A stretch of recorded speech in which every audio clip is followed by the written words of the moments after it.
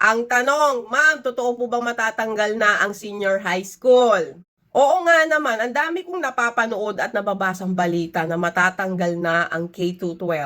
Ayan tuloy, ang dami na namang nagtatanong. Ito ang sagot ko dyan. Bilang isang senior high school teacher since 2017, yes, matatanggal na ang senior high school sa mga state universities and colleges at local universities and colleges na nag-o-offer ng senior high school o grade 11 and 12 sa kanilang mga universidad.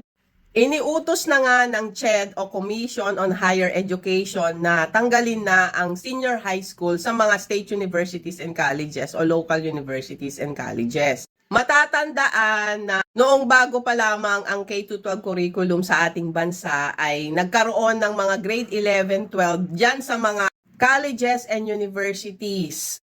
Dahil nasa transition period pa lamang tayo noon, 2016-2017. So, para alalayan ng DepEd sa bagong curriculum, yung mga state universities and colleges ay nag-offer ng grade 11 and 12. Pero ngayon, sabi ng CHED, tanggalin na yan.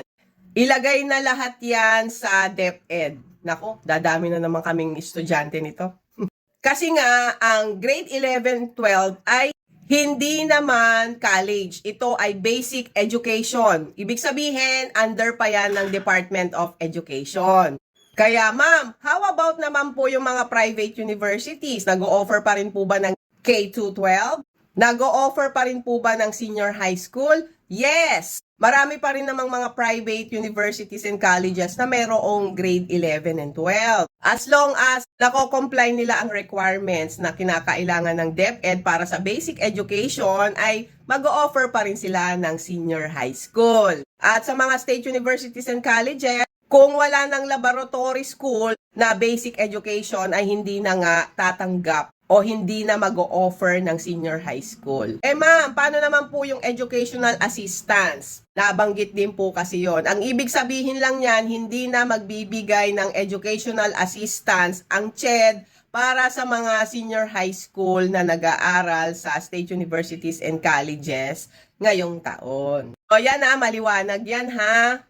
Hindi matatanggal ang senior high school sa Pilipinas. Nandiyan pa rin ang K-12 dahil yan ay ganap ng batas. Matatanggal lang ang senior high school sa mga state universities and colleges. Okay? Maliwanag ba? Mag-aral mabuti!